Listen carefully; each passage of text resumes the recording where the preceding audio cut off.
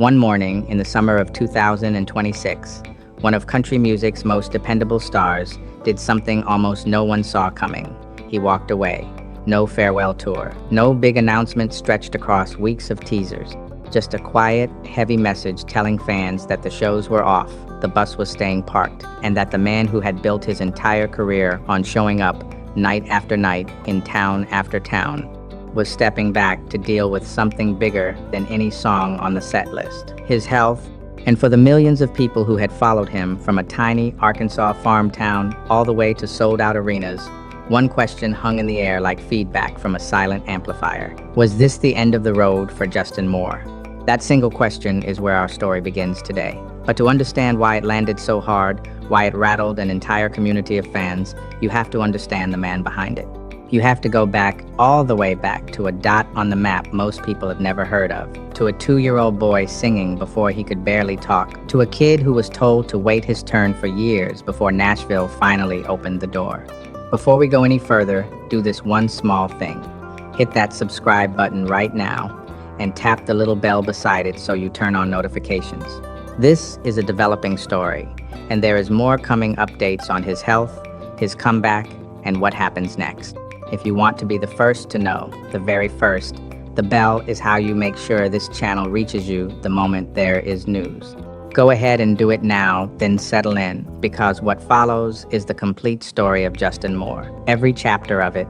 Let's start with who he actually is, because a lot of people know the songs without knowing the story behind them. His full name is Justin Cole Moore.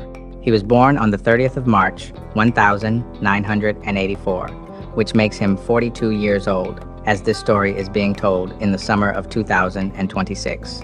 He is a country singer and songwriter, and not just any country singer. He is one of the most consistent hitmakers the format has produced in the last 2 decades. 13 #1 singles on country radio, 8 studio albums, platinum and multi-platinum plaques on the wall.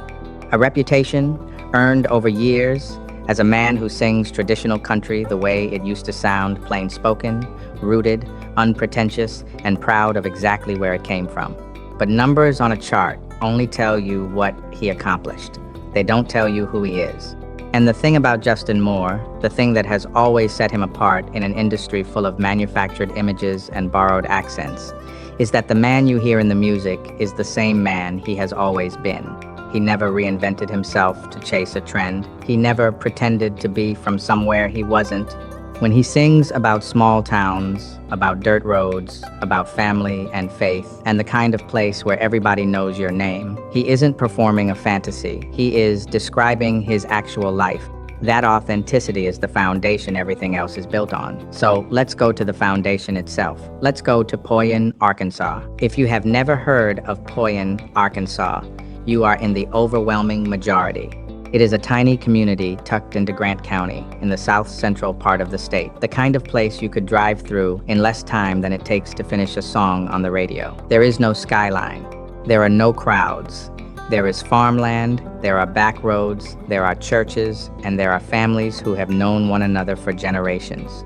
It is quiet in the way that only truly small places are quiet. And it was into this world, on a spring day in 1984, that Justin Cole Moore was born. He was an only child. His father, Tommy Ray Moore, worked for the local post office, a steady, dependable job in a town where dependability meant everything. His mother, Charlene, was there through it all. And at one point during Justin's childhood, his parents ran a small restaurant. That detail matters more than it might seem, because running a small-town restaurant is not glamorous work. It is early mornings and late nights. It is thin margins and long hours. It is the kind of grind that teaches a kid, just by watching what it looks like to work hard for something without complaining about it. Justin absorbed that lesson early, and he never really let it go. But the place that shaped him most wasn't the restaurant, and it wasn't even the house he grew up in. It was his grandparents' cattle farm. That is where he spent much of his youth, out among the animals, out in the fields, doing the unglamorous, never-finished chores that farm life demands. There is a rhythm to that kind of upbringing. You learn that the work doesn't care whether you feel like doing it. You learn that things worth having take time and sweat. You learn patience whether you want to or not. Years later, when Justin Moore would stand on stages in front of thousands of people and sing about dirt and land and home, this is the dirt he was singing about. This is the land. This farm, these fields, this town of Poyen, that is the soil his entire identity grew out of. Here is one of the most remarkable things about Justin Moore's story, and it is the kind of detail that, if it weren't true, you'd swear somebody made it up for the movie version. According to his family, he started singing at around 2 years old. 2. Before most children can string together a proper sentence, Justin was already carrying a tune. Music, it seems, wasn't something he decided to pursue later in life. It was something that was in him from the very beginning, as natural to him as talking, maybe more so. And it kept growing. By the time he was 8 years old, that little boy from Poyen had already won a talent show at Poyen High School. Think about that. 8 years old, standing up in front of people and walking away with the top prize. Most of us at 8 were too shy to raise our hands in class. Justin was up on a stage, winning. That early spark told everyone around him something they couldn't ignore. This kid had a gift, and the gift was real. His musical world had 2 rooms in it, and both of them shaped his sound. The first room was church. Justin grew up singing gospel music, and anyone who understands country music understands how deep that connection runs. Gospel teaches you to sing with conviction, to sing like the words actually mean something, to fill a room with feeling and not just noise. That's where a lot of the greatest country voices were trained, in a church pew, in a choir, in front of a congregation. The second room was home, where the sounds were different. At home, there was country music and there was rock.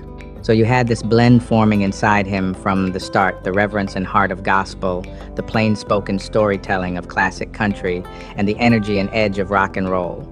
Mix those 3 together and let them simmer for a childhood, and you start to get the artist the world would eventually meet. Now, if you're imagining Justin Moore as a quiet, artsy kid who kept to himself and only cared about music, you'd have the wrong picture. Because there was another side to him growing up, and it was every bit as much a part of who he was. Justin was an athlete, a real one.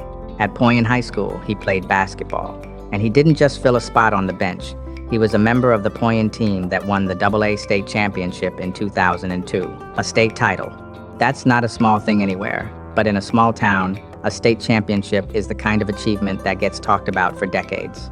It becomes part of the town's story. So picture this young man for a second. He's competitive, he's driven, he knows what it feels like to work as part of a team, to chase a goal together, to sacrifice for a win.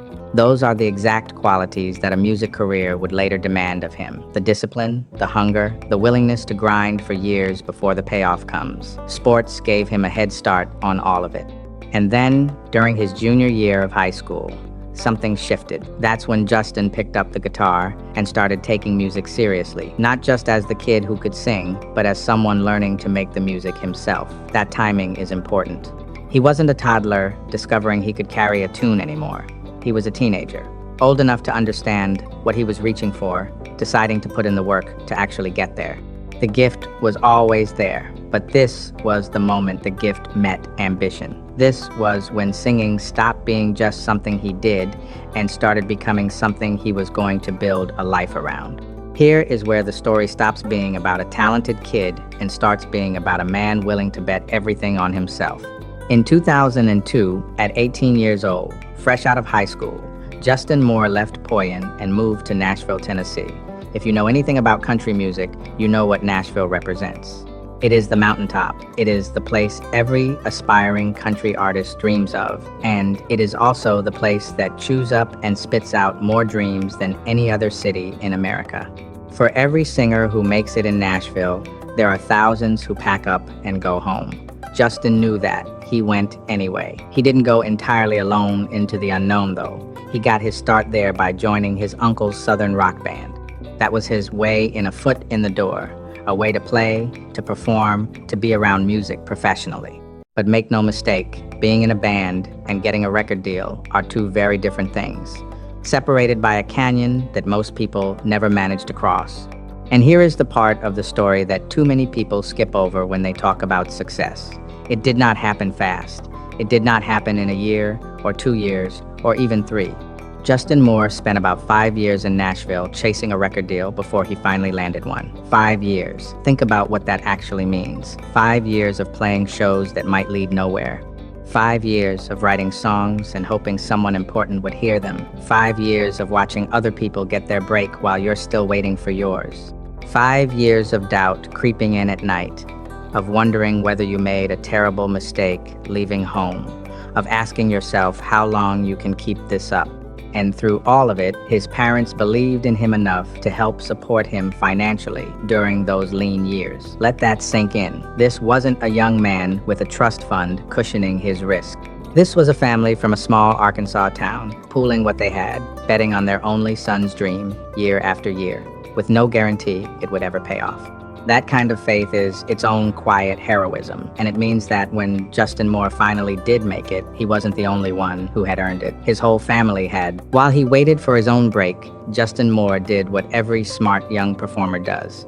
He learned the craft the hard way, from the ground up, by opening for people who were already where he wanted to be. He shared stages as an opening act for established artists, including names that country fans know well: Luke Bryan, who would go on to become one of the biggest stars in the genre, and Hank Williams Jr., a living piece of country music history and the son of the man many consider the greatest country songwriter who ever lived. Being an opening act is a strange and humbling job. You go on first when the seats are half empty and half the crowd is still in line for a drink or finding their seats. Nobody bought a ticket to see you. Your job is to warm up a room full of people who are waiting for somebody else, to win over strangers a few at a time, to play your heart out for a crowd that has no reason yet to care about you. It is not glamorous. But it is one of the greatest teachers in all of music. Because if you can hold the attention of a crowd that came to see another act, if you can make them remember your name on the way out, then you can perform anywhere.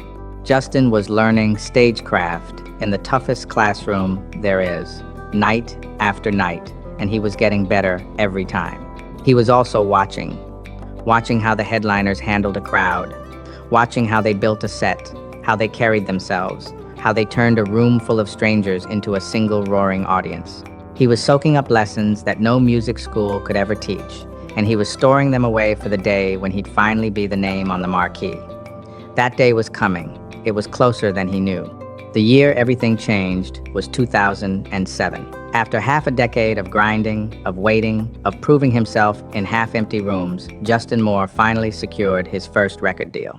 And in one of those details that sounds almost too perfect to be real, the timing wrapped itself around another life-changing event happening at the very same time. Because 2007 was also the year Justin got married.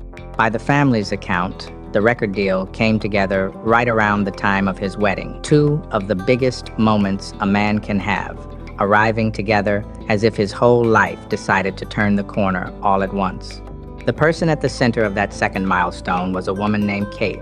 Justin had met her earlier during a senior trip to Panama City, Florida, the kind of chance meeting that ends up rewriting the whole rest of your life. Kate was originally from Houma, Louisiana.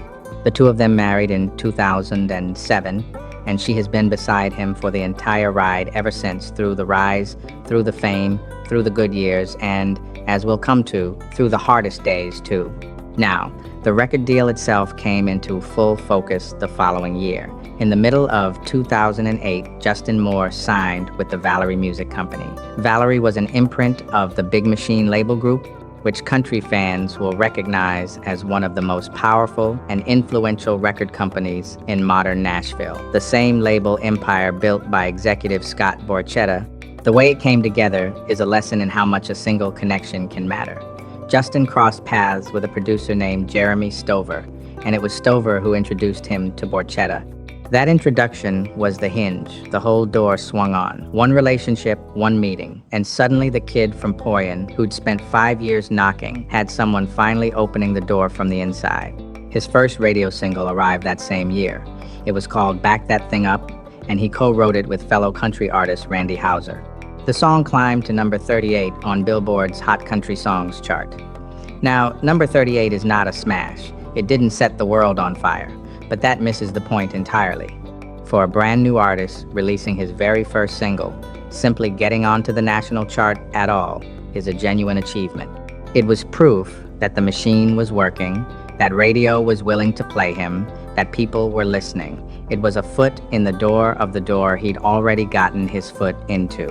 The real explosion was still to come, and it was going to come from a song about the very place he'd started. In 2009, Justin Moore released his self-titled debut album, simply called Justin Moore. A debut album is a strange and pressure-filled thing. It's your introduction to the world. It's the record that tells everyone who you are and what you stand for. Get it right, and you launch a career. Get it wrong, and you might not get a second chance. Justin got it right, and the song that proved it could not have been more perfectly suited to who he was. That song was Small Town USA, and it became his first #1 hit. Stop and think about the beauty of that for a moment. Here was a young man from one of the smallest towns you could imagine, Poyen, Arkansas, population barely enough to fill a large concert venue, and his first taste of #1 success came from a song celebrating exactly that kind of place. He didn't have to pretend, he didn't have to borrow someone else's story. He just told his own, honestly, and millions of people across America heard it and thought, that's my town, that's my life, that's me.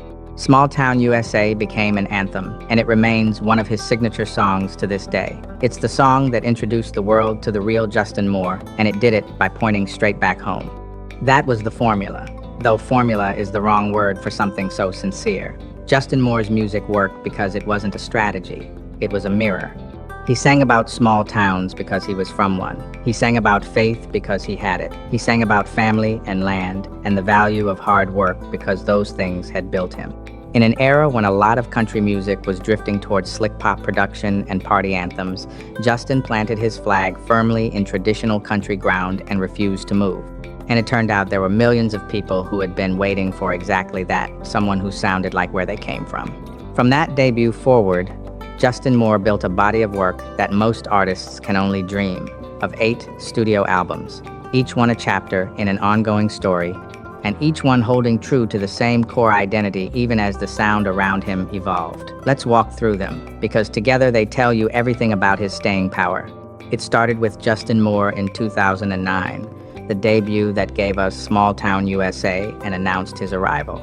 Then came Outlaws Like Me in 2011, a title that says plenty about how he saw himself a bit of a rebel, a bit outside the polished mainstream, standing his ground. In 2013, he released Off the Beaten Path, an album whose very name captured his whole approach to a career. He was never chasing the crowded highway of trends. He was on his own road, the back road, the one that led home.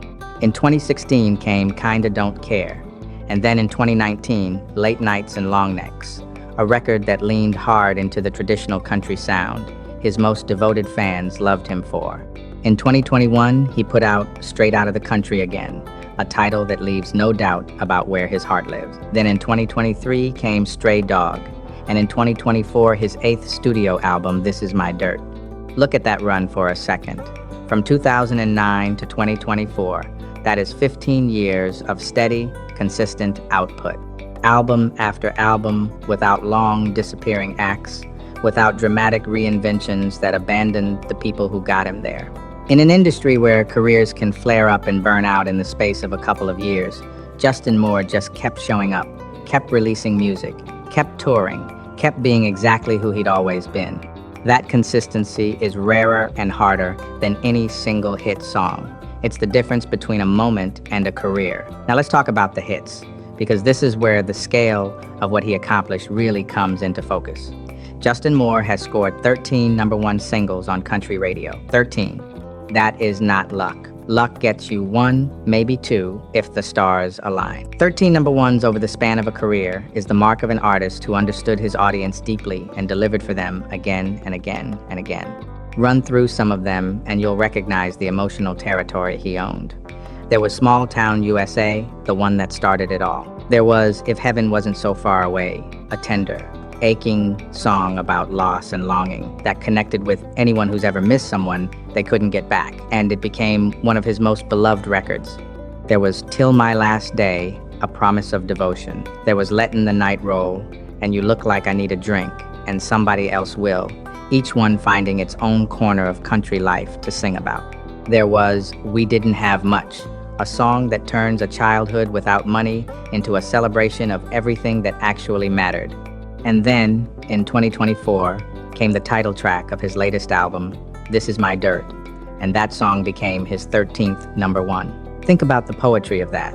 The song that gave him his 13th chart topper is a song about his land, his home, his roots. After all those years, all those albums, all those miles, the man was still writing number one songs about exactly the same thing he'd been singing about since he was a boy on his grandparents' farm. The dirt, the land, home. He never ran out of ways to say it, and his audience never got tired of hearing it, because it was true every single time. Let's slow down for a moment and really sit with a few of these songs, because a number one hit is more than a statistic. Each one of them found its way into real people's lives and stayed there. That's what a great country song does. It doesn't just entertain you for 3 minutes. It attaches itself to a memory, a person, a season of your life, until you can't hear it anymore without feeling something. Take If Heaven Wasn't So Far Away. On the surface, it's a simple idea, the wish that heaven were close enough to visit so you could see the people you've lost just one more time. But there is nothing simple about what that song does to a person who has buried someone they loved. It became the song people played when they were grieving a parent, a grandparent, a child, a friend. It became the song at funerals, the song people cried to alone in their cars, the song that somehow made an unbearable feeling a little more bearable just by putting it into words. When an artist writes something that steps into people's grief and keeps them company there, he's done something a lot bigger than climb a chart. He's given people a place to put their pain. That's why that particular number one meant so much, and why it was honored the way it was. Then think about We Didn't Have Much. That one flips a hard truth into something beautiful. It's about growing up without money, without the things other families had, and instead of turning that into bitterness, it turns it into gratitude. It says, in effect, we didn't have much, but we had everything that actually counted. For everyone who grew up the way Justin did, in a small place with tight finances and a big heart, that song wasn't a story, it was a memoir. It was permission to be proud of a childhood that the wider world might have looked down on. And then there's the arc that runs from Small Town USA all the way to This Is My Dirt. His first number one and his 13th are, in a sense, the same song separated by 15 years, both of them love letters to home, to the ground he came from, to the small town life that made him. That is not a lack of imagination. That is a man who found his truth early and had the courage to keep telling it over and over without ever letting it go stale, because it never stopped being true. Most artists spend their whole careers searching for what they're really about. Justin Moore knew from the first single, and his audience rewarded that certainty with a loyalty most performers never come close to earning. This is the deeper reason for those 13 number ones. It was never just catchy melodies or good production, though he had those too. It was that people trusted him. They believed that when Justin Moore sang about something, he meant it. In a business full of poses and performances, that trust is the rarest currency there is, and he'd spent his whole life earning it. Success on the charts is one thing, respect from your peers is another, and Justin Moore earned that too. In 2014, he was named New Artist of the Year at the Academy of Country Music Awards, the ACMs, one of the two biggest award shows in all of country music.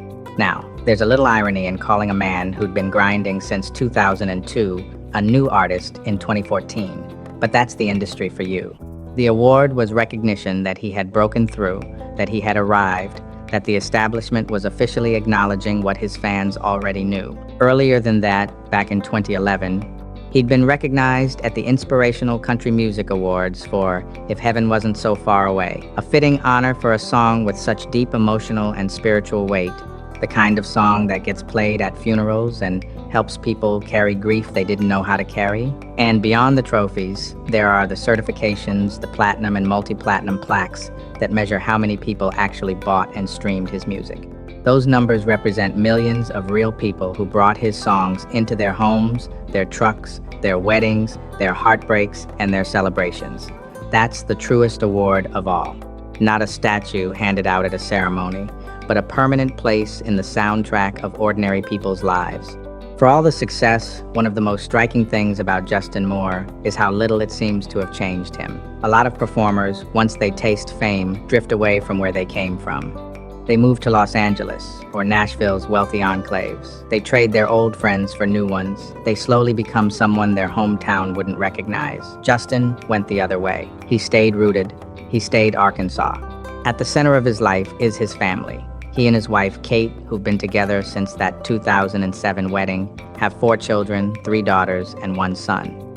He is, by every account, a devoted family man, and that role clearly matters more to him than any chart position.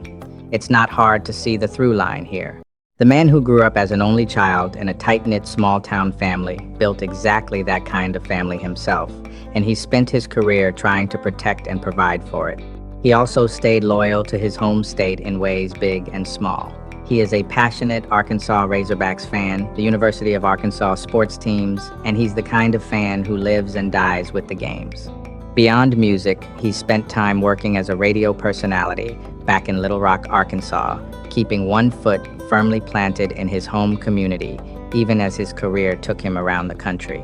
He's also branched into hosting a podcast, extending that same plain-spoken, down-home voice into new spaces, and he's never hidden who he is when it comes to his values. Justin Moore is openly conservative in his politics, and he endorsed Donald Trump in the 2016 election. Now, wherever you personally stand on any of that, the relevant point for understanding him as an artist is this: his politics, like his music, come from the same place his whole identity comes from.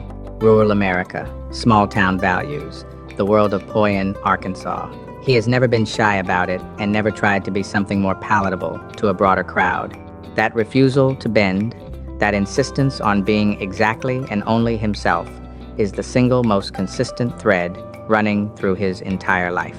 Which brings us to the moment we opened, with the moment when that unbreakable consistency finally met something it couldn't just power through. Before we get to the moment everything paused, it's worth understanding just how central the road was to Justin Moore's life, because you can't grasp the weight of him stepping away until you understand how much of his identity was tied up in never stepping away at all. Country music, more than almost any other genre, is built on the live show. Records matter, radio matters, but the real relationship between a country artist and his fans is forged in person, in packed venues, in the heat and the noise and the shared energy of a crowd singing every word back at the stage.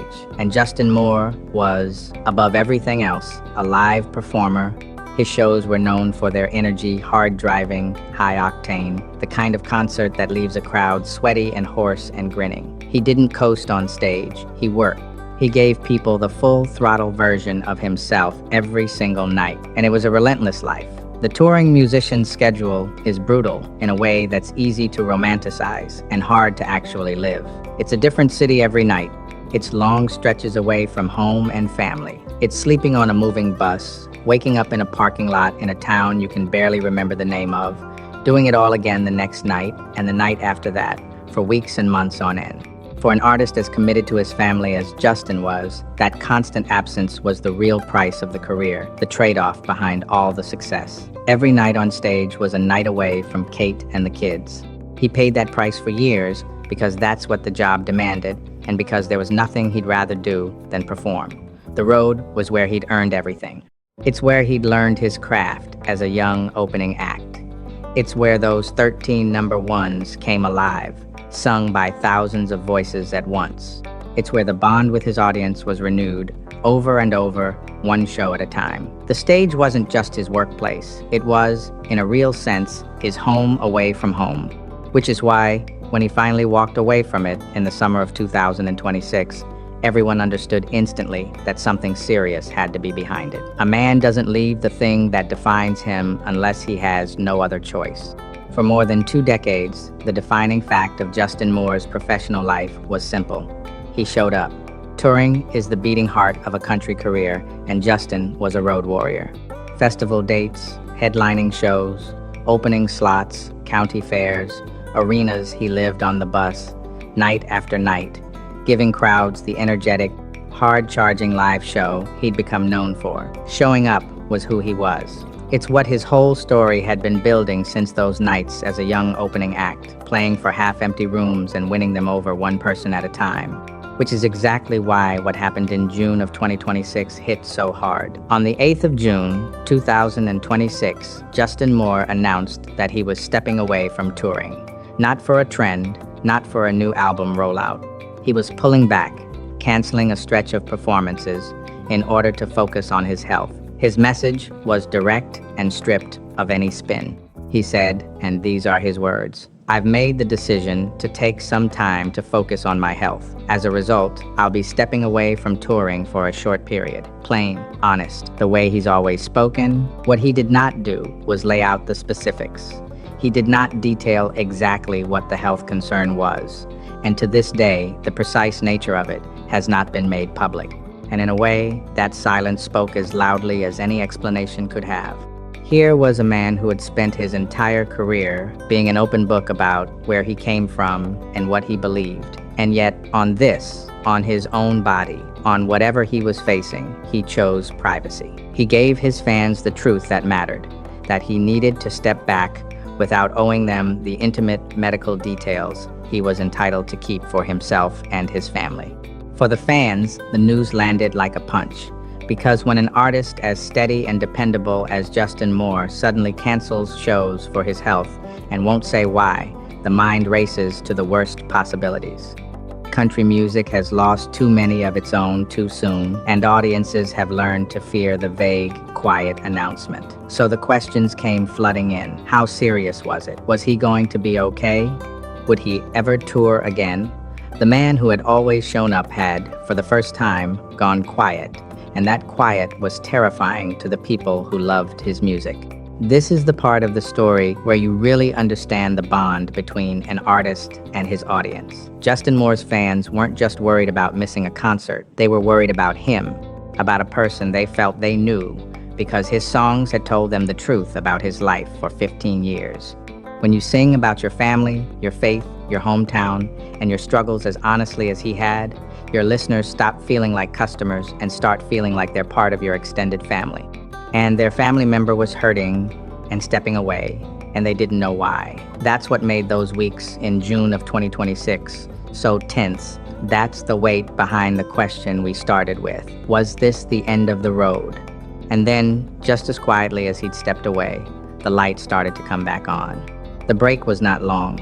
It lasted about a month, a short period, exactly as he'd promised. And near the beginning of July, the signs of a return began to appear.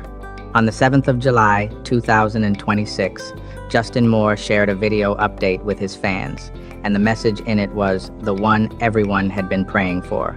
He was ready to come back. He was ready to return to performing. After weeks of worry, after all the fearful speculation, here was the man himself, on camera, signaling that whatever he had been through, he had come out the other side, and he was ready to get back to work. The comeback shows began almost immediately. Around the 9th of July, 2026, he started performing again, stepping back onto the stage he'd stepped away from just a month earlier. And he didn't ease back in with a single cautious appearance either. He picked his full schedule, backup festival dates, and headlining shows stretching across the summer and into the fall of 2026. The Road Warrior was back on the road. There was one reunion in particular that captured the spirit of his return. Justin rejoined country star Riley Green's tour with the comeback leg of that partnership beginning on the 23rd of July, 2026, in Salt Lake City. And it didn't stop there. He was set to perform additional dates alongside Green throughout August. So not only was he back in a big way, sharing the stage with one of the hottest names in the format and diving straight into a packed run of shows. The man who, weeks earlier, had left fans fearing the worst was now standing in front of roaring crowds again, doing the thing he was born to do. Think about what that comeback really represents. It's not just a scheduling update. It's the latest proof of the single quality that has defined Justin Moore's entire life: resilience. The kid who spent 5 years grinding in Nashville before his break. The artist who put out 8 albums over 15 years without ever fading away. The man who took a hit to his health, stepped back to deal with it honestly, and then climbed right back up onto the stage. Every chapter of his story is the same story, really knocked down or held back, and getting back up anyway. Poyen taught him that, the farm taught him that, and in the summer of 2026, at 42 years old, he lived it out one more time in front of the whole world. It's worth pausing on what those few weeks were actually like for the people watching from the outside, because the story of Justin Moore's health scare isn't only his story. It belongs to his fans too, and to the wider world of country music that has always looked after its own. When the announcement came in June, the reaction rippled outward fast. Fans flooded his pages with messages, not demands to know the details, not frustration about refunded tickets, but an outpouring of care. Get well, take all the time you need. We'll be here when you're ready. Your health comes first. That's the response of an audience that had stopped seeing him as merely a performer and started seeing him as one of their own. For 15 years, he'd sung to them about family and faith and getting through hard times. And now, when he was the one going through a hard time, they answered him with exactly the kind of grace his songs had always celebrated. There is something quietly beautiful in that. The values he'd spent a career singing about came right back to him when he needed them. And this is where the character of country music as a community really shows itself. It has always been a genre that treats its artists like family, that rallies around its own in times of trouble. Fellow musicians, longtime fans, radio hosts who'd spun his records for years, the concern was widespread and sincere. Country music has walked through too many of these moments before, has lost too many of its voices, so it knows how to hold its breath together, and it knows how to hope together. For those weeks in June, a whole lot of people were quietly pulling for one man from Poyen, Arkansas, to be okay, which made the relief, when it came, all the sweeter. When that video update arrived in early July and Justin signaled he was ready to return, you could almost feel the exhale ripple across his fan base. The worst fears hadn't come true. He was coming back. And when he stepped onto that stage again in the second week of July and then rejoined Riley Green's tour later in the month, those first shows carried an extra charge of emotion that a normal concert never has. They weren't just performances, they were a homecoming. They were a room full of people who had feared they might not get this moment, getting it after all, and cherishing it more because of the scare that came before. Sometimes you don't realize how much something means to you until you're afraid you might lose it. For a lot of Justin Moore's fans, that summer was exactly that kind of reminder. There's a lesson tucked inside all of it, and it's one worth holding on to. The bond between an honest artist and a loyal audience is a two-way street. He gave them the truth for 15 years, and when he stumbled, they gave him patience and grace in return. That's not the relationship between a celebrity and his customers. That's something closer to a family looking after one of its members. And it only exists because, from the very first single, Justin Moore chose to be real with the people who listened to him. So, what do we make of all of this? Why does the story of a country singer from a town most people can't find on a map matter to so many? The answer, I think, is that Justin Moore's life is a story about staying true to yourself in a world that is constantly asking you to become something else. Everything about the music business pushes an artist to chase whatever is hot, to smooth off the rough edges, to trade authenticity for a wider audience. Justin never did. He came out of Poyen, Arkansas, as a small-town, God-fearing, hard-working country boy, and 13 #1 hits later, that is still exactly who he is.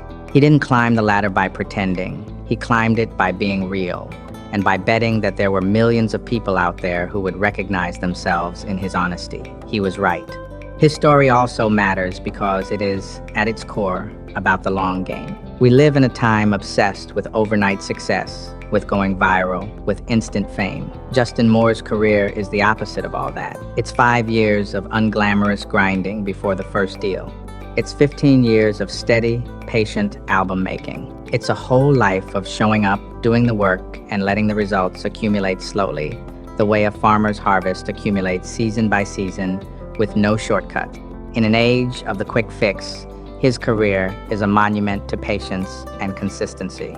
And finally, the events of 2026 added one more layer to it all, because the health scare and the comeback reminded everyone of something easy to forget when you're watching a star on stage. Behind the hits and the plaques and the sold-out shows is a human being, a husband a father of four, a son of a small Arkansas town. A man who, like all of us, is not invincible, who faced something serious enough to make him stop, and who found the strength to come back. That vulnerability and that resilience made him more relatable in a month than a decade of hit songs ever could. There's one more thing worth saying about Justin Moore before we close, and it has to do with his place in the bigger picture of country music itself. Because he didn't just build a successful career, he quietly became a guardian of a certain kind of country music at a time when that kind of country music was under pressure from every direction. For years now, the mainstream of the genre has been pulled toward pop, slicker production, bigger crossover ambitions, songs engineered to work on any radio station, country or not. There's nothing inherently wrong with an artist evolving, and plenty of great music has come out of that blending. But something can get lost in it too, the plain, traditional, unmistakably country sound that the genre was built on, the fiddle and steel guitar, the stories about ordinary rural life, the unapologetic twang. As the mainstream drifted, a lot of longtime country fans started to feel like the music they grew up on was slipping away from them. Justin Moore was one of the artists who refused to let it. Album after album, he held the line. He kept making traditional-leaning country when it would have been easier and maybe more lucrative to chase the pop crossover. He kept the fiddle and the steel in the mix. He kept singing about small towns and hard work and faith in a plain Arkansas voice without dressing it up as something it wasn't. And in doing so, he gave a huge audience of fans a place to belong, people who wanted country music that still sounded like country music. He proved over and over that there was a massive appetite for the real thing, that traditional country wasn't a relic, but a living, thriving sound with millions of devoted listeners. That's a legacy that goes beyond his own hits. By staying true to the roots of the genre, he helped keep those roots alive for the next generation. Younger artists coming up who want to make traditional country can look at Justin Moore and see the proof that it works, that you can honor the old sound and still fill arenas and rack up number ones.